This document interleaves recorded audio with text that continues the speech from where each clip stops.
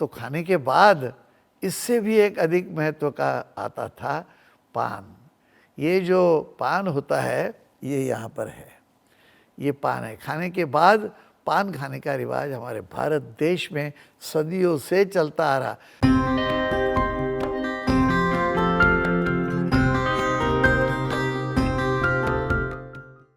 नमस्ते। अन्नात् भवन्ति भूतानि, अन्न खाके ही पूरी प्राणी सृष्टि जो है वो बनती है। ऐसे तो पेड़ पौधे भी अन्न से ही बनते हैं, उनका अन्न अलग होता है। जो हमने फेंक दिया वो उनका अन्न बन जाता है, और उनके पास तो कला है सूरज के साथ मिलके वो उसको परिवर्तित करके फिर एक फ्रेश खाने की चीज़ बना देते हैं। लेकिन मनुष्य मात्र जो है वो खाने से ही जीवित रहता है।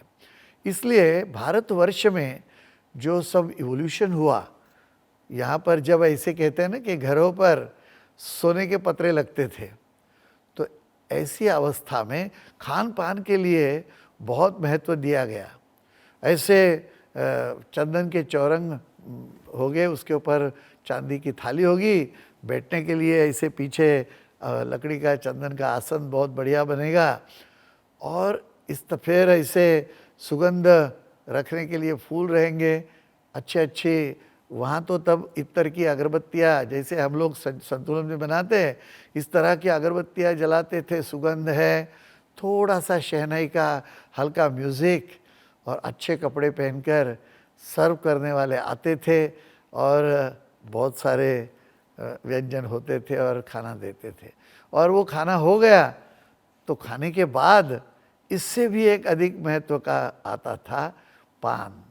ये जो पान होता है ये यहाँ पर है, ये पान है। खाने के बाद पान खाने का रिवाज हमारे भारत देश में सदियों से चलता आ रहा। लेकिन वो जो उसकी गरिमा थी वो निकल गई। अब तो ऐसे खड़े रहकर थर वो कुछ करके पान देंगे, ये ले लो कलकत्ता, ये ले लो, ऐसे नहीं है। पान कलकत्ता वगैरह तो ठीक है, लेकिन पान के अंदर क्या डालते हैं उसका तो सब मज़ा है। तो ये जो है हमारे यहाँ आयुर्वेद ने बताया है कि त्रयोदशी वीड़ा, यानी 13 अलग अलग चीज़ों से बनाया हुआ पान खाने के, वो ऐसा पान खाने के काफ़ी फ़ायदे रहते हैं। इस प्रकार का पान खाने के फ़ायदे क्या है? मुख शुद्धि होती है, खाना पचने में सहायता मिलती है, जिह्वा दांत मसूड़े साफ होते हैं, रुचि बढ़ती है, पेट में कृमि जंत कम होते हैं, मतलब होने वाले होंगे तो कम होते हैं, मुख दुर्गंधि नष्ट होती है, और शरीर में वात व कफदोष का शमन होता है। मुंह में अधिक पानी छूटता होगा तो वो बंद हो जाता है। गले से संबंधित बीमारी में फ़ायदा होता है, हृदय के लिए बहुत फ़ायदेमंद है। आप तो जानते हैं बड़े बड़े गवैये जो होते थे ना, गाने वाले लोग, वो मुंह में पान खा के ही बैठते थे। पान के फ़ायदे बहुत है, और पत्ते भी कई प्रकार के होते थे। जो पान थोड़ा सा पीले रंग का हो गया होगा वो खाने में लेते हैं, ऐसे तो ग्रीन होगा लेकिन नरम पड़ गया होगा तो वो भी ले सकते हैं। बहुत तीखा न हो पान, और बहुत पुराना नहीं होना चाहिए, और उसको ज़रा थोड़ा सा कोई हल्का सड़ना शुरू हो गया होगा तो वो नहीं लेना चाहिए। अच्छा पान चाहिए। और अभी आजकल तो हम लोग ये सब पान की महिमा सुनते हैं, लेकिन सादा पान तो खाने वाले बहुत लोग हैं। अभी पान के सादा पान जो है उसमें क्या होता है, एक तो ये पान जो है वो अग्नि प्रदीप्त करता है, रुचि बढ़ाता है, आवाज़ को सुधारता है, सर्दी खांसी कफ वातदोष को कम करता है। इसको लेने के लिए, खाने के लिए दुकान में क्या करता है कोई देखता नहीं है। इसको क्या है, ये जो है ना इसका डंडी ये निकाल देना चाहिए, वो अच्छी नहीं है, और ये इस तरह काट दी, और इसका ये जो नस है वो बहुत बड़ी नस होगी तो उसको ये नस निकाल देते हैं। उसका ये जो है वो यहाँ भी तोड़ देते हैं। ये क्या कहते हैं कि ये नागवेली उसको बोलते हैं।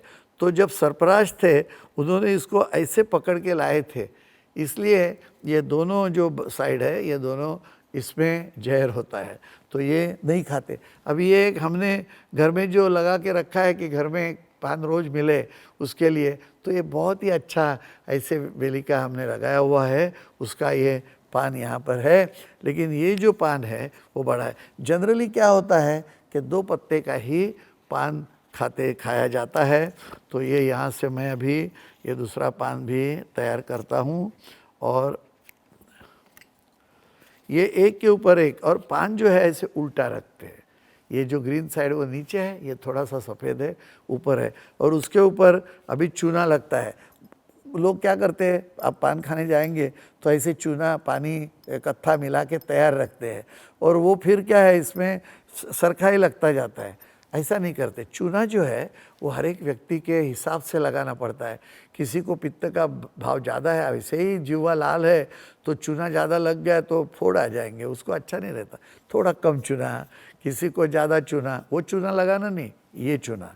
तो ये जो बात है ये इसके ऊपर लगाते हैं। फिर ये जो कत्था ये पेड़ से आता है, ये कत्थे का पाउडर करके रखते हैं। फिर इसके ऊपर इस तरह से ये पाउडर कत्था डाल दिया।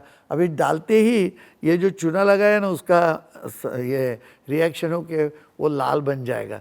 ये रक्तदोष को दूर करने वाला है, मुख रोग में उपयुक्त है ये कत्था।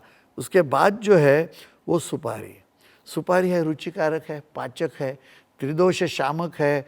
अधिक मात्रा में लेने से मद ग्लानि उत्पन्न करती है, इसलिए सुपारी कम खाते हैं। हम लोग कहते हैं बच्चों को सुपारी जरा सी डालना, क्योंकि उनकी जिह्वा यदि थोड़ी भारी हो गई तो उनका बोलना क्लियर नहीं होता, इसलिए ये सुपारी है। ये हमारे यहाँ की श्रीवर्धन की सुपारी है, वो बहुत चलती है, बहुत बढ़िया है, और इसको एकदम नरम और अच्छी है। और ये ऐसी जो चिकनी सुपारी आती है वो कोई लोग ये इसको पसंद करते हैं, सबको अच्छा नहीं लगता।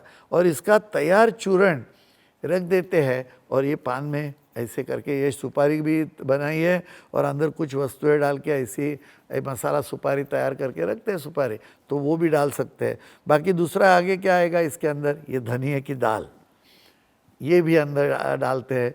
ये क्या पेशाब साफ होने में धनिया तो बहुत सहायक है, आप जानते हैं, पाचक है, पित्त शामक है। और ये धनिया की दाल के बाद है ये सौंफ, तो सौंफ थोड़ा डालते हैं। अभी ये कितना डालना है, यदि मैं सबका पान घर में लगाता हूँ तो मुझे मालूम होता है कि इसको कितना डालना है। या पान वाला जो दुकान पर जाते हैं वो रोज़ पान खाने के लिए जो आते हैं ना, उनके लिए उनको मालूम रहता है कि कितना डालना क्या है। तो ये इसके अंदर डाल दिया। और ये गुलकंद है, ये गुलकंद भी बहुत ही अच्छा ठंडा है और स्वीट है, तो बहुत लोग पसंद करते। पित्त शामक और सुगंधी है। सचमुच का गुलकंद, ऐसे कोई ये होगा संतुलन का कि जो हमारे गुलाबी गुलाब होते हैं और उनका बिना पकाए और दूसरा कुछ मिलाए, गुलकंद शक्कर और गुलाब के पत्तियाँ, तो ये गुलकंद है, उसका बहुत ही स्वाद और ये अच्छा रहता है। और इसके बाद में थोड़ा ये कोकोनट भी, ऐसे जो ग्रीन कोकोनट है नारियल का, वो डाल सकते हैं अंदर उसके। और एक थोड़ी सी वस्तु है वो अभी यहाँ पर ये पान में, ये भी बहुत लोग पसंद करते हैं, ये मिंट है।